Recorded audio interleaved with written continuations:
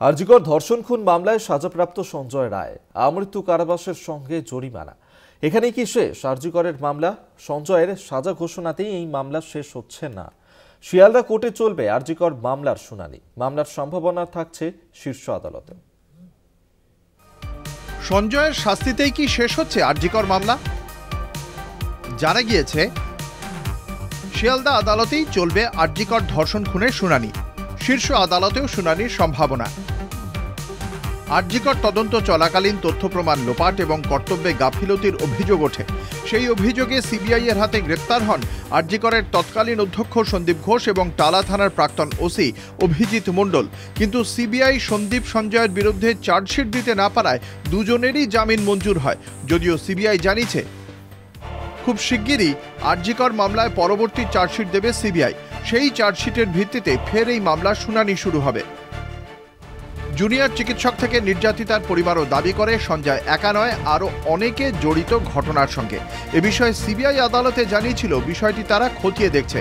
সংশ্লিষ্ট মহলের মতে সিবিআই এর পরবর্তী চার্জশিটেও এই বিষয়ের উল্লেখ থাকতে পারে। সেক্ষেত্রে বিপদ বাড়তে পারে সন্দীপ ঘোষ এবং অভিজিৎ মণ্ডলের। আর এখানেই উঠছে প্রশ্ন, পরবর্তী চার্জশিটে কার কার বিরুদ্ধে কি কি অভিযোগ থাকতে পারে। যদি সন্দীপ অভিজিৎকে অপরাধী প্রমাণের চেষ্টা হয়, সেক্ষেত্রে সঞ্জয়ের অপরাধ কি লঘু হবে?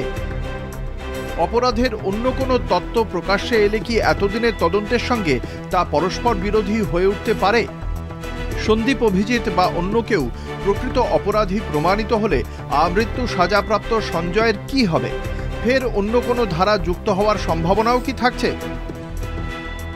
যদি কোনো নতুন অপরাধী বিচারের আওতাভুক্ত হয়, তবে বড় প্রশ্নচিহ্নের মুখে পড়বে সিবিআই এর তদন্ত প্রক্রিয়া।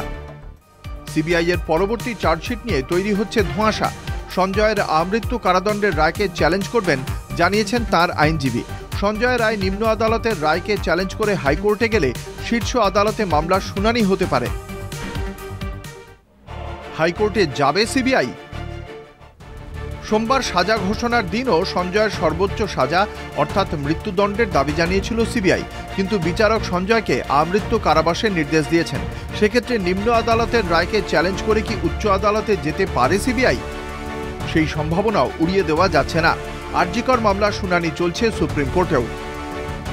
কলকাতা টিভি।